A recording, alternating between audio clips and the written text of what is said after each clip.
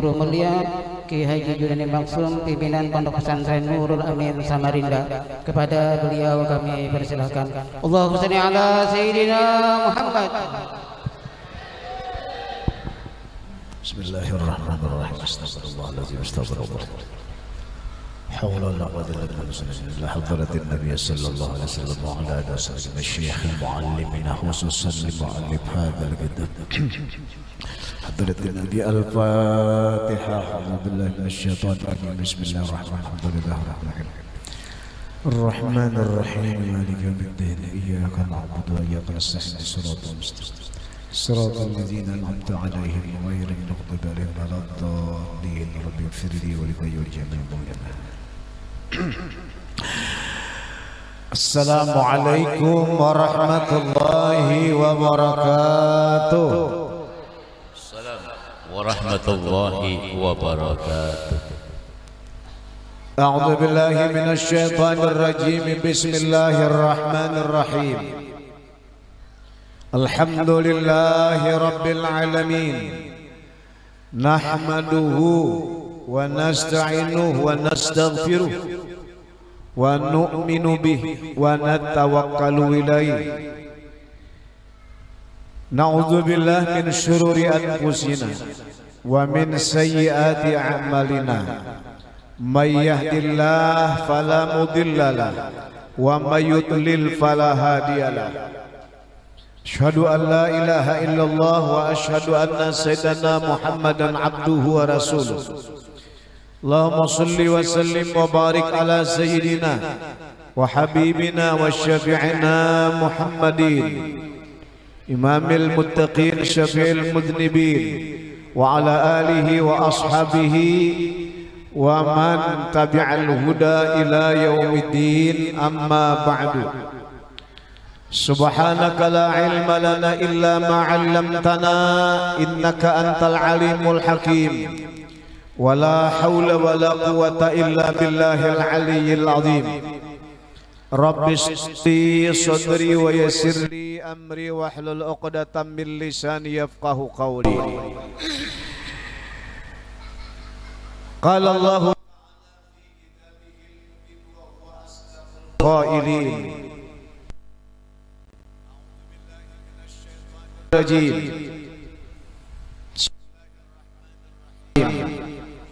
Wa idza quri'al Qur'an fastami'u lahu wa ansitu la'allakum turhamun.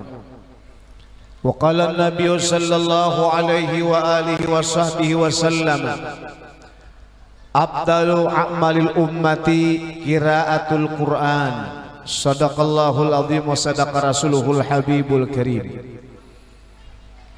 Para habaib, para alim, para ulama, khususan Habibana Habib Nasir, para Habib-Habib yang lainnya, Tuan Guru Kiai Subhan dan guru-guru yang lainnya, seluruh yang hadir, bapak-bapak dan ibu-ibu yang dirahmati Allah rahimakumullah, khusus sahibul majlis. Semoga sahibul majlis senantiasa dalam lindungan Allah, diberikan kekuatan dalam mengayomi majlis ini, dan juga kita doakan para alim, para ulama, para habaib juga selalu dalam lindungan Allah, dipelihara dari berbagai macam keburukan, kejahatan, dan senantiasa dalam petunjuk hidayah dari Allah Subhanahu wa taala. Amin, Allahumma amin. Puji dan syukur kepada Allah, alhamdulillah kita ucapkan kembali malam hari ini dapat berkumpul di majelis. Tidak semua orang dapat melangkahkan batis menuju majelis. Kita mendapatkan pilihan dari Allah sehingga meringan batis datang berkumpul di majelis ini merupakan satu hadiah anugerah yang besar dapat berkumpul di majelis. Karena apa? Karena orang yang duduk di majelis adalah senantiasa mendapatkan curahan rahmat dan kasih sayang Allah dan berkah dan maghfirah, ampunan dan keberuntungan. Dan orang-orang yang di majelis pertanda orang itu adalah cinta kepada Allah dan Rasulnya.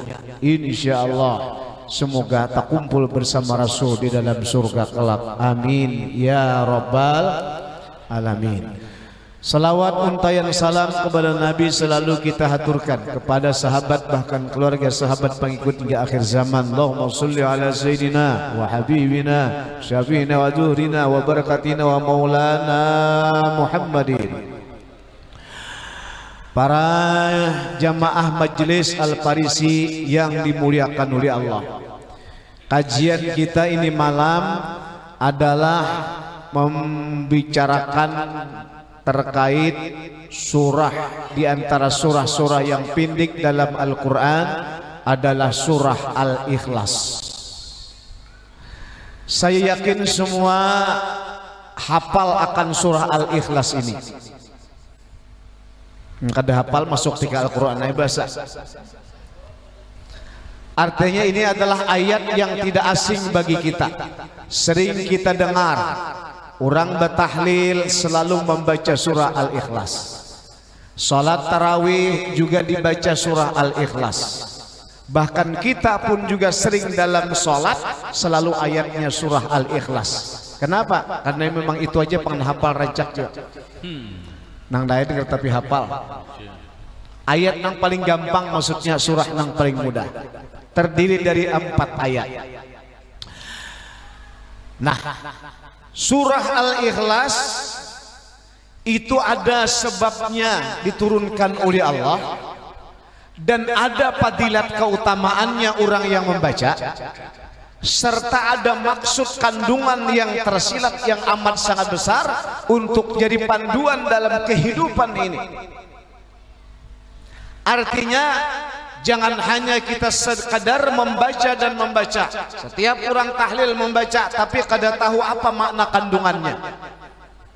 Dalam sembahyang selalu kita baca tapi kita kada tahu apa maksudnya ini, fadilat keutamaannya. Orang bila mengerti apa yang dibaca, fadilatnya, keuntungannya, keistimewaannya, kemuliaannya, maka itu akan menjadi semangat dorong untuk rajin membaca. Jadi mengetahui fadilat gunanya supaya kita selalu ingin membaca dan membaca. Jadi perlu mengetahui tentang keutamaan itu. Kenapa orang jadi malas melakukan membaca itu? Karenanya kada tahu mengapa manfaatnya nang ku baca ini. Nah, sehingga kada ada kekuatan dorongan himmahnya untuk terus membaca dan membaca. Nah, jadi perlu kita tahu tentang fadilat dan keutamaannya. Ya, kita bahas pertama dulu fadilahnya atau keutamaannya. Di Madinah itu ada namanya Masjid Quba. Semua orang yang pernah berhaji atau berumrah pasti tidak asing Masjid Quba. Masjid yang pertama dibangun sebelum Masjid Nabawi, yang pertama dibangun oleh Nabi adalah Masjid Quba. Karena memang Masjid Quba juga memiliki keistimewaan. Siapa yang berwudu datang menuju Masjid Quba lalu dia sholat 2 rakaat, sholatnya di Masjid Quba sama seperti mengerjakan ibadah umroh.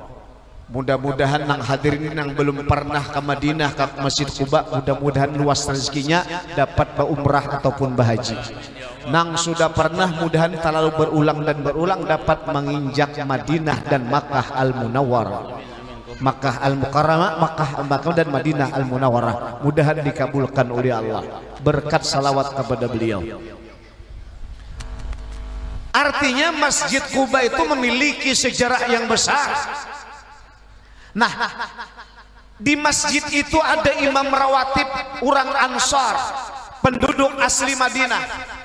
Dia itu kalau jadi imam selalu di rakaat yang pertama setelah Fatihah ada ayatnya Qul huwallah. Rakaat yang kedua setelah Fatihah Qul huwallah lagi. Salat berikutnya kalau ia salat Isya, maghrib tadi sudah Qul huwallah ayatnya. Isya begitu salat Isya rakaat pertama Qul huwallah, rakaat kedua Qul huwallah lagi. Salat subuh, salat subuh pun juga rakaat pertama Qul huwallah, rakaat kedua Qul huwallah. Salat zuhur, salat asar selalu ia membawakan surah Al-Ikhlas Qul huwallahu ahad. Maka imam rawatib, imam tetap. Silakan.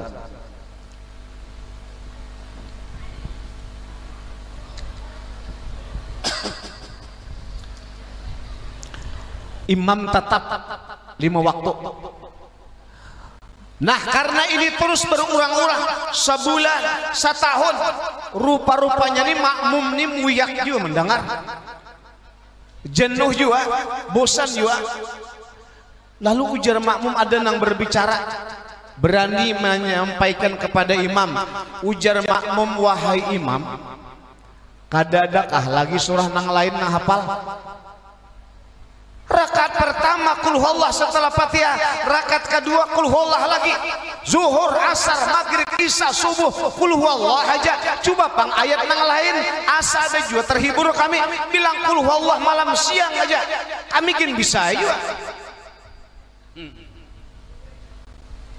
Kita gin namunnya ada imam di masjid maghrib qul huwallah aja, isya qul huwallah pula, subuh qul huwallah aja.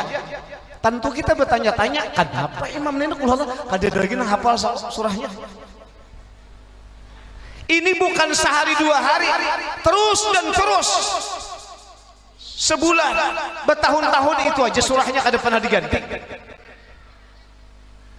Lalu sahabat ini pun akhirnya melaporkan kepada baginda Rasulullah. Ujar sahabat, ya Rasulullah, coba bang pian tanyakan lawan imam rawatib kita tuh, nah kenapa ia setiap sholat rakaat pertama, rakaat kedua, 5 kali dalam semalam selalu surahnya qul huwallah, qul huwallah, qul huwallah, qul huwallah aja terus. Apakah kada bisa diganti dengan ayat lain? Coba pian tanyakan pian Rasul, kenapa itu? Kami ya Rasulullah sudah menyampaikan lawan beliau, coba pang diganti dengan surah nang lain, tapi jawabannya ia mengjawab. Ujarnya, kalau kalian hendak mengikut aku jadi imam silahkan ikut, amun kada hendak berimam lawan aku silahkan kada usah, aku tetap itu pang surah nang aku baca. Rupanya imamnya keras kepala juga, kada hendak menggantinya. Kalau pang kuliah kan misalnya wadduha kah ada, ujar imam aku bila ikam kada hendak mengikut kada apa-apa, mun hendak beimam aku silakan ikut di belakang, aku tetap sampai mati qul huwallah aja. Nah akhirnya Rasul pun memanggil orang Ansar ini. Ujar Nabi, ya bulan ta'at hina, sini. Saya ingin bertanya. Kamu nanya,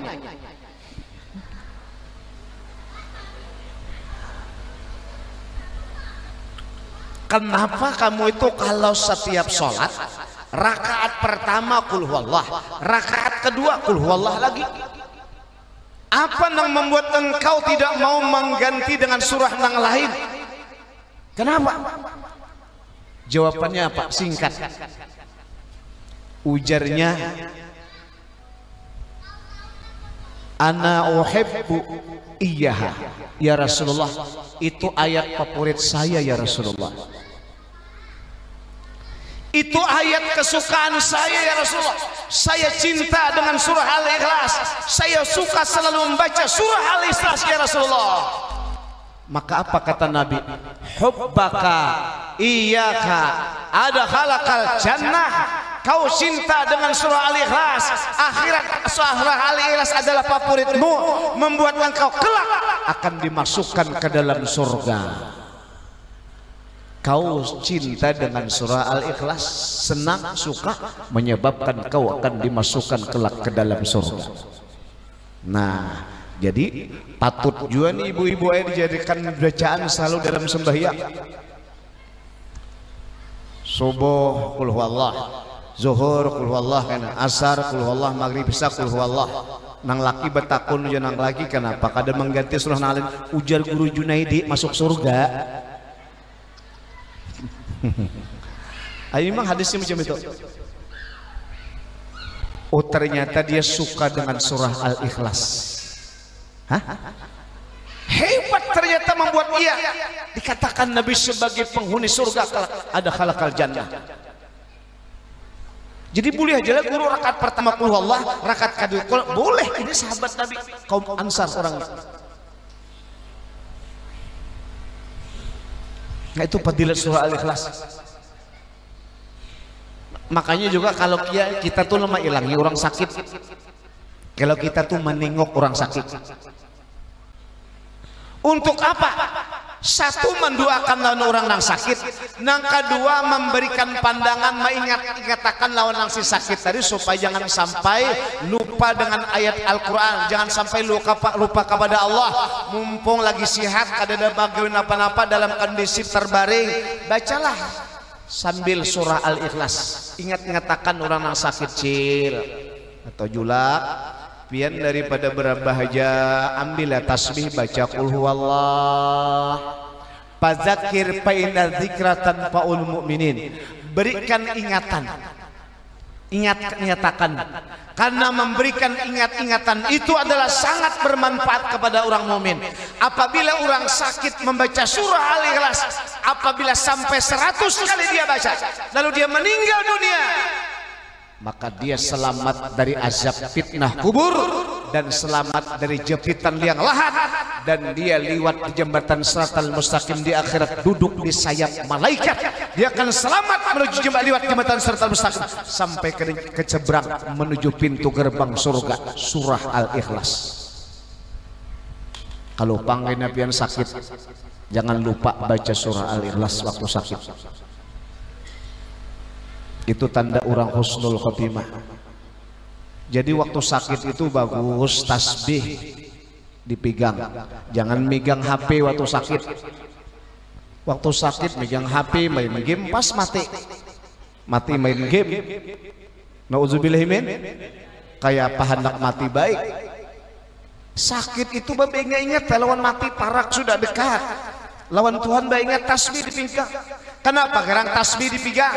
Karena bila kita tuh pegang tasbih, secara otomatis kita akan hendak mengetik tasbih, lalu akan timbul mulut ringan pembacaan. Mungkin baca zikirkah, mungkin salawatkah, mungkin istighfarkah. Utama tadi qul huwallahu ahad, dengan ada tasbih menjadi mengingat lawan kita untuk menggunakan mulut berzikir ataupun baca Quran.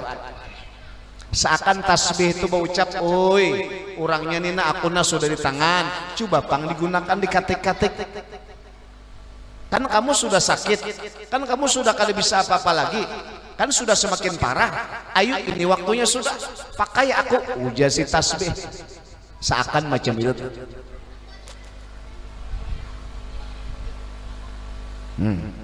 Bapak Ibu hadirin yang dimuliakan Allah,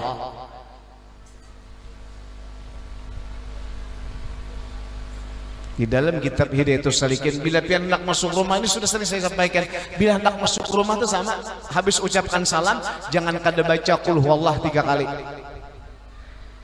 supaya masuk rumah itu tuh berkah.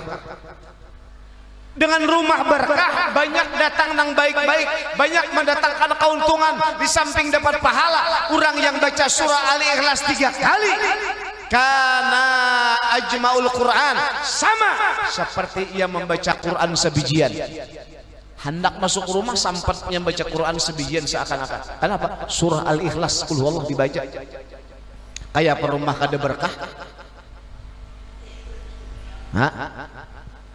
Hendak tidur jangan kali dibaca surah Al-Ikhlas. Bertahlil kayak itu juga surah Al-Ikhlas, untuk mengirimi si anu arwah si anu. 50 kali kalau orang baca 50 kali surah Al-Ikhlas, ghafarallahu lahu khamsina sanatan. Allah memberikan curahan ampunan 50 tahun. 50 tahun.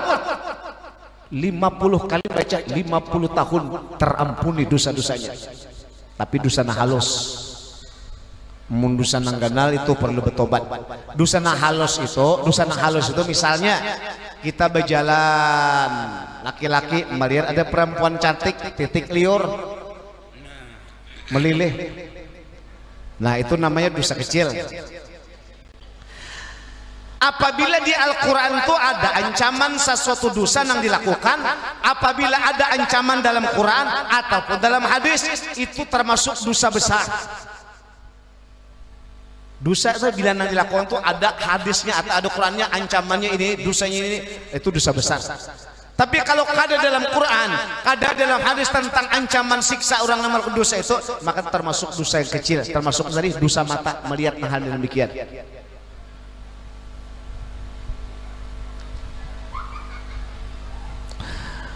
Makanya orang sembahyang hadiah di dalam kitab Syarah Sitin, orang sembahyang sunat 2 rakaat. Rakaat pertama Fatihah, ayat kursi, At-Takasur, lalu Qul Huwallah 11 kali. 11 kali. Rakaat kedua sami mawon. Sama aja rakaat kedua. Habis sembahyang ya berniat, ya Allah sampaikan apa yang kulaksanakan salat ini untuk si Anu bin si Anu. Sampaikan pahalanya, sampaikan ya Allah. Maka pada saat itu juga Allah kirim 1000 malaikat membawa hadiah dan membuat nur penerang untuk menuju ke dalam kubur siapa yang kita kirimi, sehingga nang di kubur ininya keramian, terhibur, bahagia sampai hari kiamat. Nah, makanya sebagai anak nang berbakti kepada orang tua, jangan sampai orang tua kada dilakukan sholat 2 rakaat untuk mendoakannya, khususnya sholat itu ujar orang kampung sholat hadiah. Karena mun menyuruh orang menggawi karena ampluknya, ya kah? Artinya ikhlasnya kurang. Bahkan bisa ada ikhlas, mun kada ada ampluk kan menggawi aja isidennya. Tapi kalau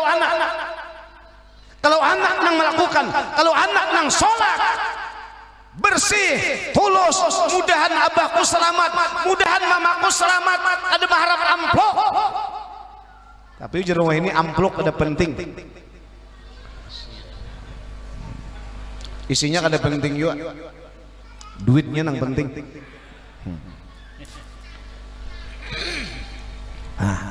Sebetulnya masih banyak lagi fadilatnya dah. Fadilat surah Al-Ikhlas.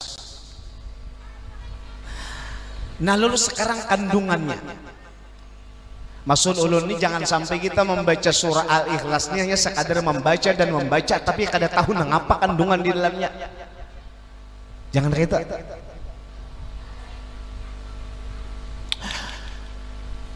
Surah Al-Ikhlas. Al-Ikhlas. Arti Al-Ikhlas di situ bukan berarti ikhlas dalam beramal.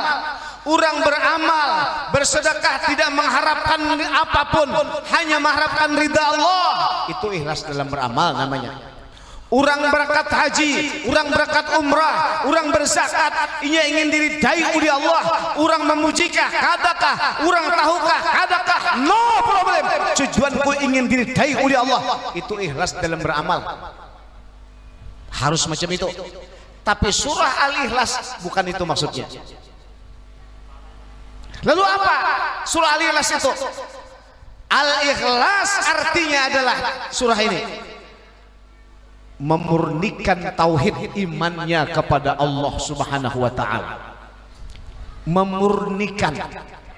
Arti memurnikan itu bahasa kita kada bercampur, imannya kada terkontaminasi, imannya tidak tercemar, bersih, murni. Emas murni jar, berarti emas itu kada bercampur, murni asli loh, murni namanya. Nah itulah surah Al-Ikhlas.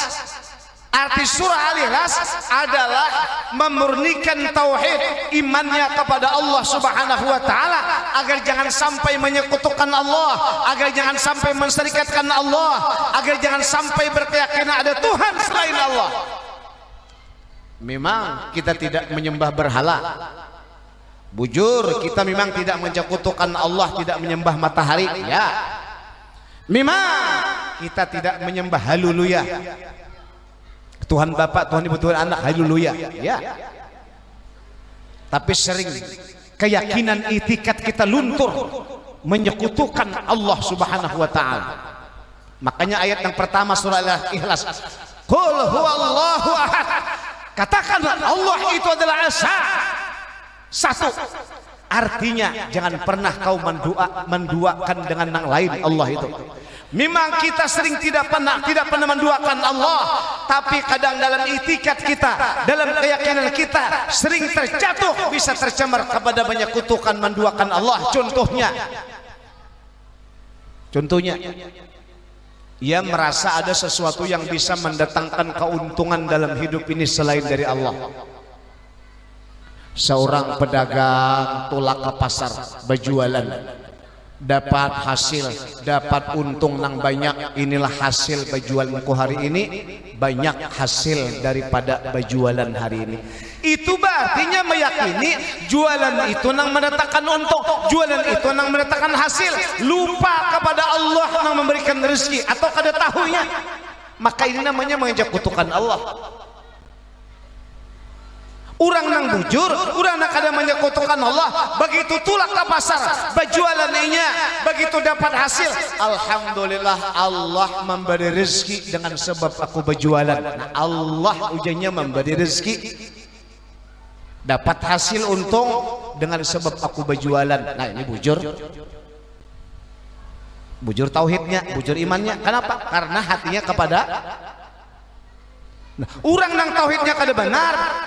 Aku dapat hasil sekian banyak karena aku berjualan sejak pagi sampai sore, makanya banyak untungnya. Nah, inilah orang yang menyekutukan Allah kada terasa. Dikira tadi jua apa yang dimakan itu membuat ia jatuh sakit. Jangan banyak makan daging, karena sakit kepala, tekanan naik. Berarti beranggapan daging itulah yang membuat ia tekanan naik lalu jatuh sakit kepala. Apakah ini imannya kada tercemar? Apakah ini tauhidnya kada rusak? Rusak. Sudah ku bilangi, maka jangan banyak-banyak makan belinjo. Karena wajar. Makanya itu asam urat bangkak kalau nang mendatangkan mudarat, nang mendatangkan sakit adalah semata Allah. Qul huwallahu ahad, Allah yang esa. Jangan pernah beranggapan datang dari lain penyakit itu.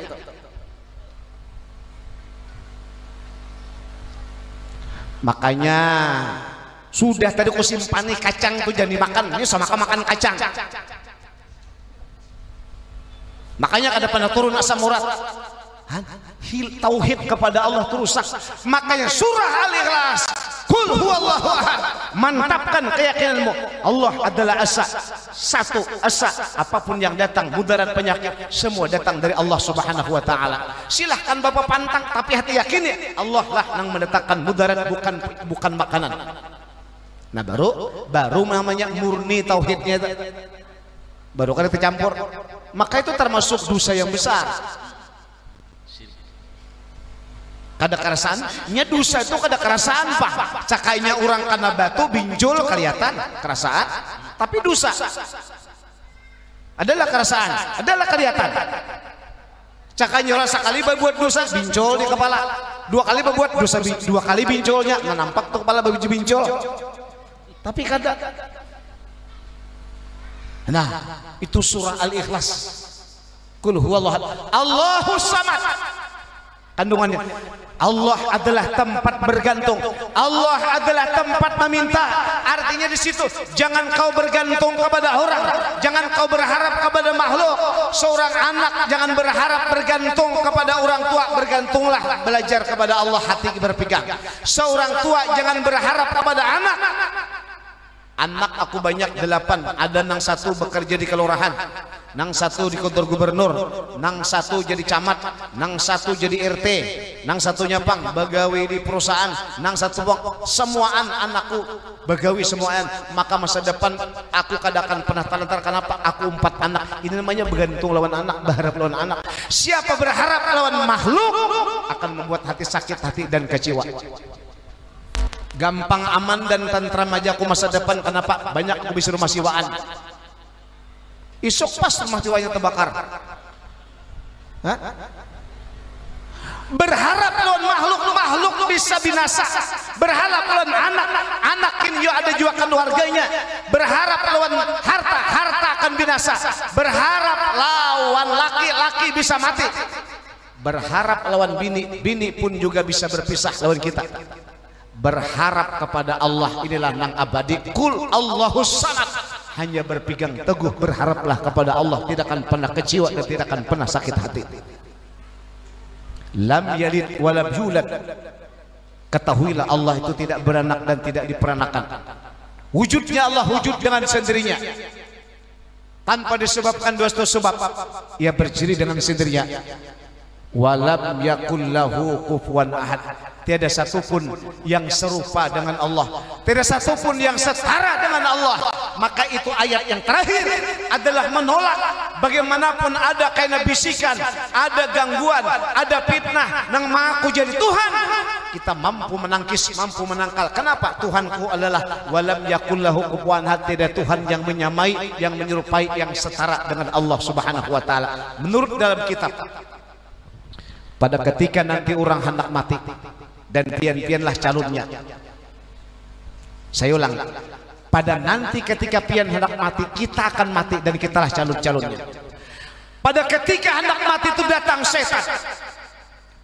Betapa gencarnya setan ini untuk merumbangkan iman, menghancur iman, agar kita bagaimana supaya mati kafir, bagaimana supaya kita mati karena membawa iman. Hendak mati ia datang setan. Ujar setan, Cil, tahu lawan acil rumah setannya nih.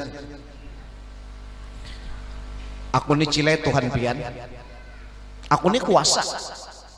Sedangkan si acil ini sudah dalam kondisi parah, sakitnya semakin kritis. Aku ini Cile Tuhan pian, aku ini kuasa. Bukti aku kuasa, Cil. Aku akan menghidupkan mbah mamamu nang dikubur nang sudah mati. Lalu muncul datang orang Tuhan yang sudah mati, datang mama nang sudah mati, datang bapak nang sudah mati. Padahal setan nang menyerupai ini. Lalu ujar setan nang sekong, nah aku mampu kuasa menghidupkan orang tuamu, kan aku memang Tuhanmu. Aku memang Tuhanmu, aku kuasa. Buktinya nih abahmu, nih mamamu hidup, aku menghidupkan. Akuilah aku sebagai Tuhan. Bagi orang yang kada punya kekuatan keyakinan walam yakul lahu kufuwan ahad, Allah tidak ada sesamaannya, Allah tidak setara dengannya, maka dia pun akan mengakui, bujur ini Tuhan. Kenapa? Mampu menghidupkan mamaku, mampu menghidupkan abahku. Kalau itu ini memang dasar bujur Tuhanku.